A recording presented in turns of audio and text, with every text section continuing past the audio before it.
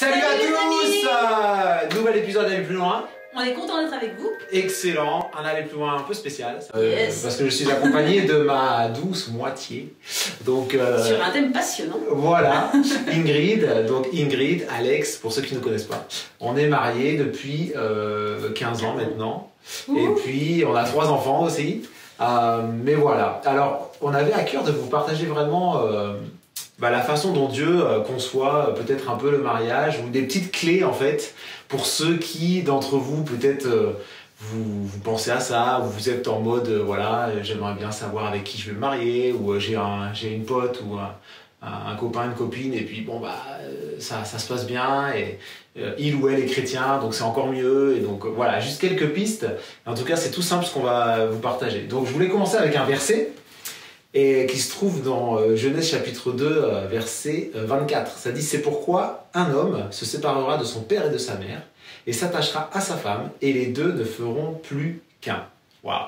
Donc ça, c'est un gros verset, n'est-ce pas, qui est magnifique, hein, qui nous parle du mariage, qui nous parle que, à un moment donné, le petit oiseau doit quitter son nid, et puis faut le faire bien, faut le faire un petit peu à la manière de Dieu aussi, qui nous donne un cadre qui est magnifique, qui s'appelle le mariage. Mais alors j'ai une question pour toi, Ingrid. Et pour toi, c'est quoi un vrai homme? Ou c'est qui un vrai homme? Waouh. C'est vrai que dire ça en quelques minutes, c'est pas forcément évident, mais déjà quand ça dit l'homme quittera son père et sa mère, donc ça dit l'homme, ça dit pas l'enfant, ça dit pas l'ado. Voilà, c'est un homme accompli dans le sens que je pense que il n'est plus sous la responsabilité de ses parents. Il est devenu adulte et capable de pourvoir à ses propres besoins. Voilà, quelqu'un qui est responsable, qui gagne sa vie. Voilà, et bien sûr dans la vision chrétienne, biblique, un homme de Dieu, un homme qui cherche Dieu, qui aime Dieu et qui veut faire sa volonté. Amen, super, donc bonne définition. Alors j'ai une petite blague là pour commencer. Alors selon parfois certaines personnes, un vrai homme, écoute bien, c'est un gars qui est capable de cracher à plus de 15 mètres. Waouh. C'est le défi. Alors, j'ai une petite liste là, super sympa. Il est capable de se débrouiller en forêt tout seul. Oh. Alors peut-être les filles elles disent « Ah, c'est un homme, il peut faire tout seul, c'est MacGyver !» Bon, je sais pas. Voilà, il est doué en sport, c'est un vrai homme. Il peut rôter l'alphabet. Voilà. Je vais pas essayer en live, hein, c'est pas bon. Non, c'est une blague. Il peut changer une roue de voiture tout seul, c'est un vrai homme. Le MacGyver, quoi. Voilà, il peut prendre sa douche en moins de 2 minutes, c'est un vrai homme. Non. Parfois, tu préférais qu'il la prenne en plus de temps quand même. Voilà, parfois tu t'aimerais pour 10 minutes, s'il te plaît, au moins, fais ça bien. Non, on blague. Qui arrive à porter des choses lourdes, etc. C'est le gars qu'on appelle quand on veut tuer un insecte. Ça, c'est un vrai homme. Une araignée, un truc comme ça. Les filles, c'est vrai que... Bon, on blague, les amis, évidemment. Mais en fait, selon la Bible, bien sûr, comme elle a dit Ingrid, un vrai homme. Alors, ce qu'on va partager, c'est pour les jeunes filles, pour qu'elles puissent comprendre les critères qu'elles peuvent rechercher dans un vrai homme, ou dans un homme, on va dire, selon les critères de Dieu. Hein, parce que mais c'est voilà, et aussi pour les garçons, les gars, qui vont regarder ce petit aller plus loin, vous allez vous dire, ah tiens, peut-être ça c'est un truc dans lequel je dois travailler, ou je dois me développer, etc. Okay, donc tout simplement, on va prendre des petites caractéristiques du meilleur homme que la terre ait jamais porté. C'est Jésus, en fait. Hein, c'est lui, c'est l'homme des hommes, j'ai envie de dire. Voilà, l'homme parfait. Et on va voir qu'avec Jésus, il y avait quelques petites choses qui sont encourageantes. Par exemple, Jésus, c'était quelqu'un qui prenait soin de sa famille. Donc ça, c'est assez cool. Quand tu dis que l'homme quittera son père et sa mère, évidemment, c'est pas ciao, je m'en vais, je vous revois plus jamais. C'est quelqu'un qui est capable de continuer de prendre soin de sa famille. Et ça, on le voit dans la Bible. On voit que Jésus, par exemple, même en tant qu'enfant, il obéissait à ses parents. Ça, c'est un truc assez cool. Dans Luc 2, 51, ça dit que Jésus était soumis à ses parents, même si c'était le Fils de Dieu. C'était un homme parfait, ses parents c'était important. Donc un vrai homme, c'est pas celui qui va se rebeller par exemple dans la maison. C'est un peu le contraire, c'est quelqu'un qui va être soumis à ses parents, qui va reconnaître l'autorité de ses parents et qui va prendre soin de sa famille. Donc pas seulement de ses parents, mais aussi de son petit frère ou sa petite sœur ou peu importe. Voilà. On voit dans la personne de Jésus, c'est quelqu'un qui aimait s'occuper des autres, même jusqu'à la croix en fait.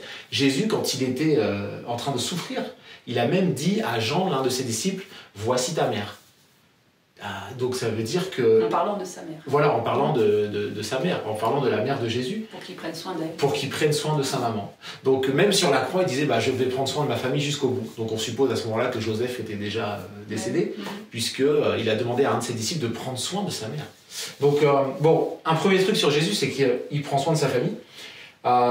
Deuxième chose par rapport à Jésus, c'est quelqu'un qui travaillait dur. Donc il avait un métier, la Bible dit qu'il était charpentier comme son père. Et donc évidemment, les jeunes filles, cherchez pas un gars qui va traîner au canapé toute la journée. C'est pas très positif, on va dire. Parfois on blague un petit peu avec ça, mais il y a un mec qui regarde Netflix ou qui joue aux jeux vidéo toute la journée.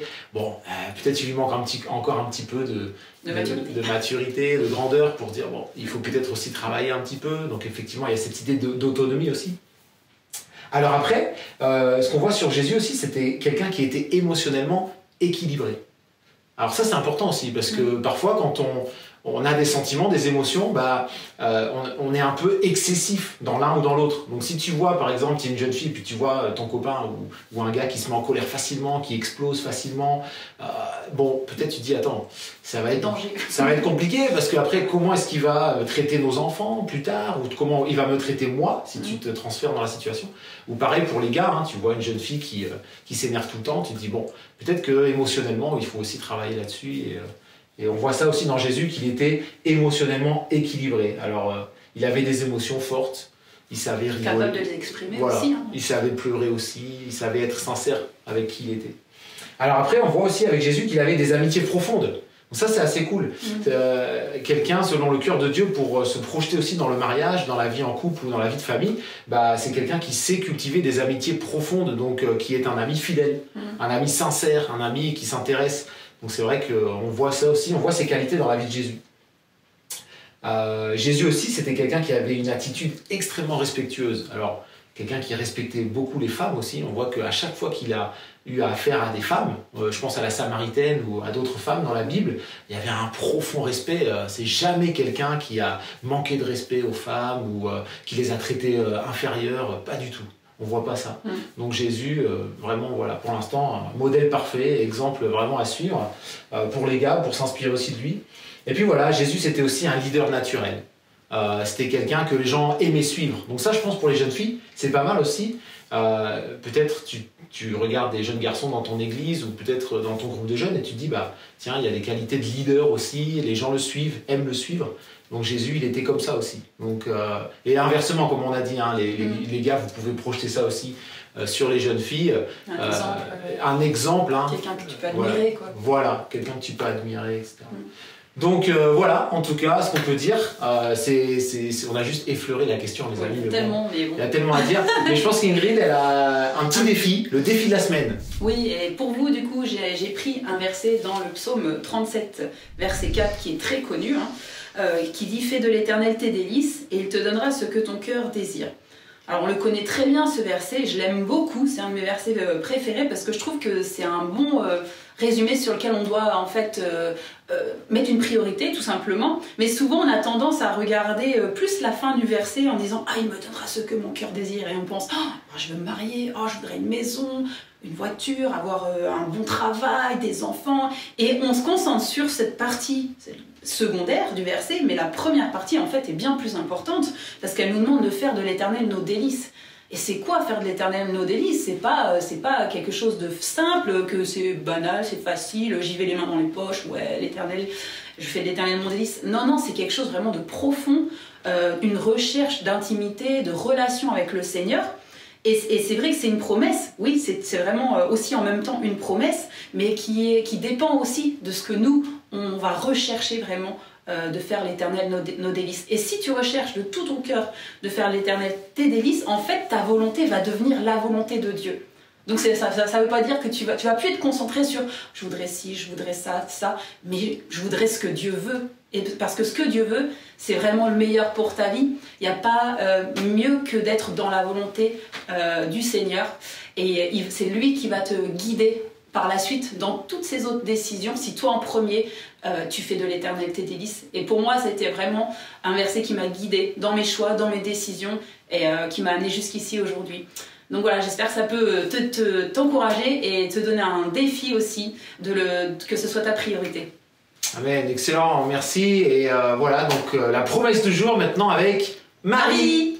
Salut tout le monde, alors pour la promesse du jour, je voulais vous partager 2 versets dans Deutéronome 31, le verset 6 qui dit « Prenez courage, tenez bon, ne craignez rien et ne vous laissez pas effrayer par eux, car l'Éternel votre Dieu marchera lui-même avec vous, il ne vous délaissera pas et ne vous abandonnera pas. » Et au verset 8, ça dit « L'Éternel lui-même marchera devant toi, il sera avec toi, il ne te délaissera pas et il ne t'abandonnera pas. Ne crains rien et ne te laisse pas effrayer. » Quel encouragement. Et des fois je lis ça, ça fait un peu le mode, tu sais, vous allez partir au combat et là vous avez votre meilleur ami ou votre coach qui est là, allez vas-y tu peux le faire.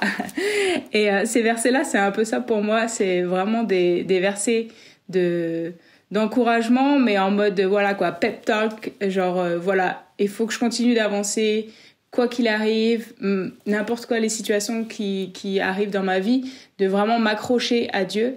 Il y a une citation que j'avais entendue au lycée par une missionnaire qui s'appelle Joanne Shelter, et elle avait dit que Dieu, il a jamais dit que de faire sa volonté, ça serait facile, mais il a dit que ça en vaudrait la peine. Et je trouve ça tellement vrai, parce que on le voit aussi dans la parole. Nulle part il dit que c'est facile, mais à chaque fois on voit, et encore dans ce passage-là, on voit que voilà, Dieu, il nous accompagne, il nous abandonne pas, il est là avec nous, il marche à nos côtés. Et donc pour moi c'est vraiment une promesse de savoir que voilà, Dieu, il est avec moi, il sait ce qui se passe, il est au-dessus de tout, il est au contrôle, et je peux juste m'appuyer sur lui. Donc voilà, j'espère que ça vous encourage.